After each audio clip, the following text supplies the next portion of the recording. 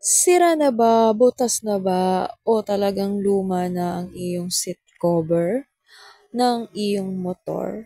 Aba, bumili ka na ng bagong pang-cover. Ito pa yung magandang tips. Kung meron kang takir, pwedeng ikaw na lang din ang gumawa. So, eto na nga. Binidyo ko si kuya kung paano niya gawin ang pagpapalit ng aming upuan, yung cover. Bakit? Kasi nga, next time, talagang ako na yung gagawa na rin. Kaya kung kayo ay sira na rin yung motor cover niya at gusto nyong malaman kung paano nga ba ito palitan, panoorin nyo lang ang aking video. So, yun nga pala, tinatanong dyan ni Kuya kung tatanggalin yung isang cover. So, alam nyo, maganda rin naman yung cover na binili ko na yan. Kaso nga lang, sabi ni Kuya, mabilis daw yung mag-damage kasi gawa nung tahe. So, sabi ko sa kanya, hindi po kaya kasi nabatak masyado. Sabi niya, ay hindi. Kasi yung tahi nun ay nababatak. Kaya ito na nga, bumili ako ng bagong pambalot. So, hindi ako bumili ng Yarina.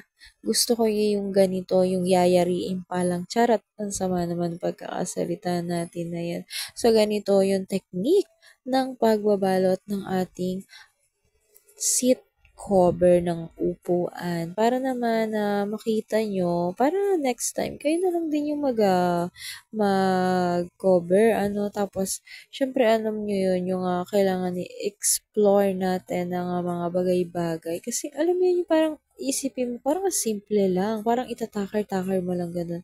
Pero, hindi, may technique pala dyan mga ka-idol. So, ito na nga, ang amin nga palang motor ay Mio Sporty. So, if ever na ganyan din ang inyong motor ay madaling-madali nyo lang siyang mapapalitan. At siya nga pala ito, saan ko nga ba ito nabili? Motor cover? Di syempre sa Orange Basket. Alam mo yun, pag bibili ka dito is mahal. Pero, ah, ang pakabit namin ng upuan na yan is 120. Oo, 120 tumataginting. Oo, diba? Pero worth it naman at talagang maganda yung pagkakagawa ng aming bagong seat cover ni Totoy. Ay naku, kailan na kaya magkakaroon ng kapatid ang aming Totoy para naman medyo nakakapag-relax-relax siya kasi naku, palitin na naman ang kanyang bearing sa unahan.